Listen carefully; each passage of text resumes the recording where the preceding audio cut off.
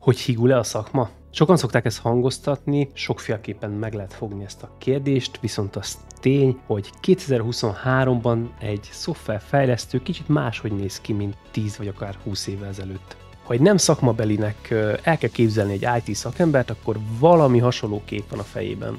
Kocka. A kockajelző az angol geek és nerd honosított változata, ám mégis a köznyelvben magyarul társult mellé egy sértő és lenéző jelző. Tegyük hozzá, hogy valamennyire ennek a sztereotípiának van valóság alapja. Viszont az elmúlt 10-20 évben nagyon sokat változott a szakma, és ezzel együtt a munkaerőpiac is megváltozott. De kicsit nézzünk vissza, hogy honnan indult a szoftverfejlesztés és mennyit változott azóta.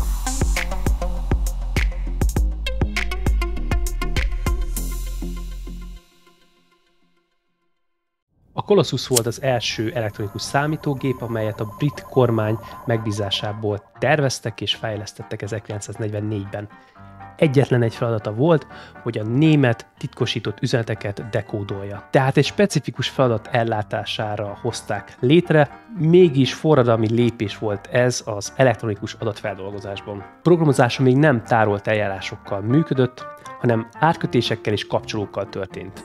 Az ENIAC volt az első programozható számítógép, amely már általános matematikai műveletek elvégzésére is képes volt. Nagyjából 2,5 méter magas volt, 30 tonna, és 17.468 vákuumcsövet használt a működéshez. Ez már nullával és egyesekkel dolgozott, és a gépi kódhoz hasonló nyelven lehetett programozni. Nagyon-nagyon lassan. Ezek után beindult a forradalom, viszont az első széles körben elterjedt személyi számítógépekre még a 70-es, 80-as évekig várni kellett. Olyan legendás gépek kerültek ilyenkor ki a gyártósorról, mint az Altair 8800, a Commodore PET vagy az Apple 1-es és 2-es gépek. Felgyorsult a gyártás és fogyasztás, az IBM PC-k elterjedtek, megjelent az Atari, amely nem csak a személyi számítógépek, hanem a játékkonzolok piacára is belépett. Na már most teszem fel a kérdést, hogyha te egész nap ilyen számítógépeket programoznál, akkor mégis hogyan néznél ki? Ugye? Ne bulingoljatok. A vasak fejlődésével egyidejűleg a programozási nyelvek is fejlődtek rohamosan. Megjelentek a magas szintű programozási nyelvek, csak 2000-es évek után az informatikai számítástudomány szépen lassan belopta magát az emberek mindennapjaiba. Ennek egyik nagy katalizátora kétség kívül az internet széleskörű elterjedése volt. A programozás tanulása elérhetővé vált szinte bárki számára. Viszont ezzel egyidejűleg megváltoztak a szoftverekkel szembeni elvárások. A 2000-es évek előtt többnyire célszoftvereket gyártottak, és nagyon költséges és nehéz volt belépni a piacra. Viszont a piac változott, nyíltabb lett, megnőtt az igény, és új szereplők jelentek meg. Így a felhasználóknak már voltak alternatívái, volt választási lehetőség, és egyre nagyobb hangsúlyt kapott a UX, azaz a felhasználó élmény. Ez nem egy új találmány volt, már az ipari forradalom idején is sokat foglalkoztak azzal, hogy a különböző használati tárgyakat hogyan tervezzék meg, hogy az minél felhasználó barátabb legyen, minél könnyebben tudják az emberek használni. Csak még nem nevezték nevén. Az 1980-as és 90-es években elterjedtek a grafikus felületekkel ellátott Apple Macintosh, illetve Windows operációs rendszereket futtató gépek, így az intuitív felhasználó felület tervezése kulcsfontosságúvá vált a szoftverfejlesztés során. A szakma fejlődött, új szerepkörök jelentek meg, változtak az architektúrák, fejlődtek a módszertanok, az egyeduralkodó vízesés modellt leváltotta az agilis szemléletmód, igazából szinte minden megváltozott a piacon, onnantól kezdve, hogy a számítástechnika egy bárki számára elérhető piac lett, mind kereslet, mind pedig kínálat oldalon. Az okostelefonok elterjedésével nagyjából egy időben beindult a startup láz, nem volt olyan probléma, amire ne gyártottak volna egy alkalmazást.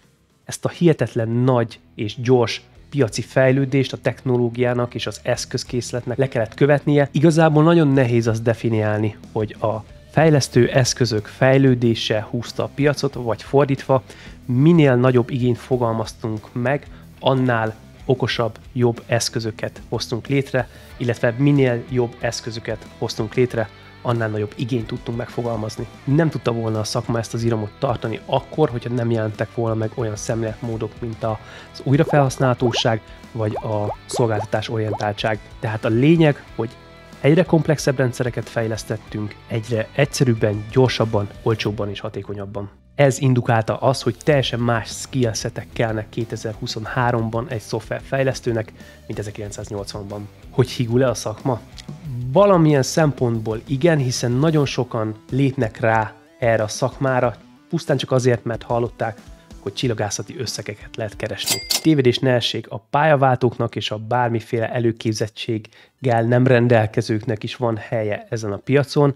A lényeg az, hogy érdekelje a szakma, legyen benne alázat, és képes legyen új dolgokat megtanulni, elsajátítani. Az önfejlesztés a kulcs ebben a szakmában. Kiírtam X-re egy kérdőívet, és igazából nem nagyon lepett meg az eredmény, nagyon szépen kifejtették páran a komment szekcióban, hogy lényegtelen, hogy honnan szerezted a tudást, melyik úton, módon, ha utána nem vagy képes lépést tartani a technológiával, és nem képzed folyamatosan magadat, akkor sajnos a napjaid meg vannak számlálva ebben a szakmában. Hogy higul-e a szakma? Nem hinném, legalábbis nem olyan szempontból, ahogy a sok régi motoros szereti ezt szajkózni, adaptálódik. Új skillsetekkel kell rendelkeznie annak, aki ma a szoftverfejlesztés zsúfolt és néha véres porondjára lép. Hiszen most már egyre komplexebb rendszereket fejlesztünk, egyre nagyobb csapatban. Ez már nem egy one-man show általában. Jól kell tudni kommunikálni, meg kell érteni a felhasználó igényeket, együtt kell tudni dolgozni UX, UI kollégákkal, meg kell érteni legalább felhasználó szinten olyan területeket, mint a DevOps. Nem árt, hogyha a fejlesztő nem csak szoftverben, komponensekben és kódban gondolkodik, hanem átlátja az üzleti igényt, mivel a nap végén ez mégiscsak üzlet lesz. Kicsit messziről indultam, tudom, de a lényeg az az, hogy ne vedd készpénznek azt a tudást, ami ma a kezedben van. Lényegtelen, hogy te azt egy egyetemi képzésen, egy bootcamp képzésen vagy önerőből szerezted meg, most már egy olyan vonaton vagy, amiből kiszállni ki lehet, de lassítani nem fog.